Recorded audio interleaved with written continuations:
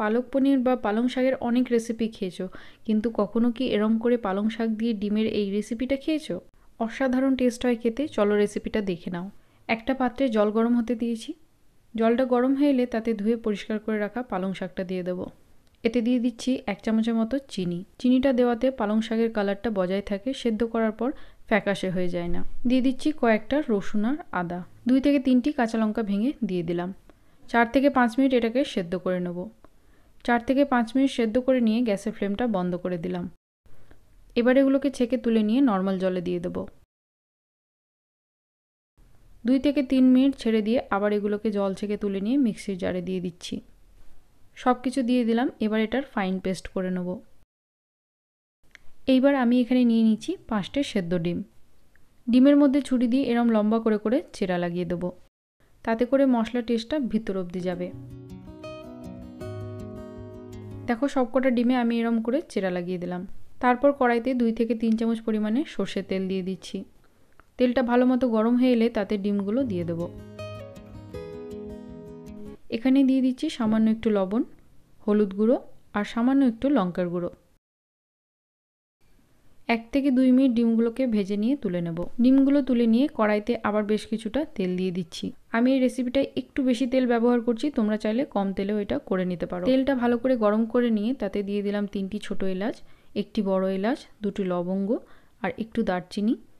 1/2 চা চামচ দিয়ে দিচ্ছি গোটা জিরে এবং 2টো শুকনো লঙ্কা।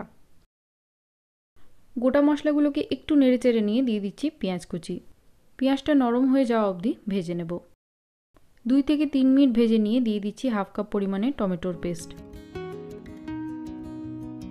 এখানে দিয়ে দিচ্ছি স্বাদ মতো লবণ, 1/4 চা চামচ হলুদ গুঁড়ো, 1/2 চা চামচ লাল লঙ্কার গুঁড়ো, দিয়ে দিচ্ছি 1.5 চা চামচ পরিমাণে ধনে গুঁড়ো।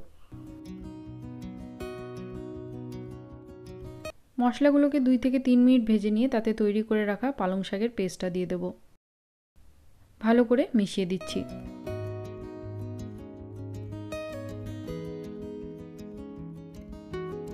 চার থেকে 5 মিনিট কষানোর পর দেখবে তেল ভেসে উঠেছে।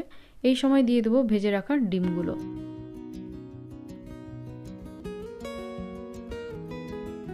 একটু নেড়েচেড়ে নিয়ে এতে খুব সামান্য গরম জল দিয়ে দিলাম।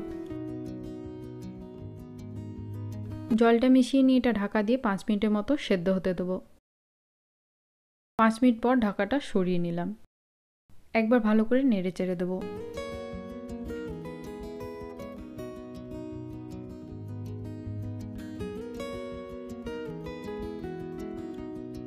শেষে দিয়ে দিচ্ছি 1/4 চা চামচ গরম মশলা গুঁড়ো আর 1 চামচের মতো কসুরি মেথি হাতে নিয়ে ঘষে গুঁড়ো করে দিয়ে দিলাম। একবার ভালো মতো মিশিয়ে নিলেই তৈরি এই ডিম পালং। একবার অবশ্যই তোমরাও বানিয়ে ফেলো, অসাধারণ খেতে লাগবে। আর আজকের আমার এই রেসিপিটা কেমন লেগেছে কমেন্ট করে জানিও। ধন্যবাদ।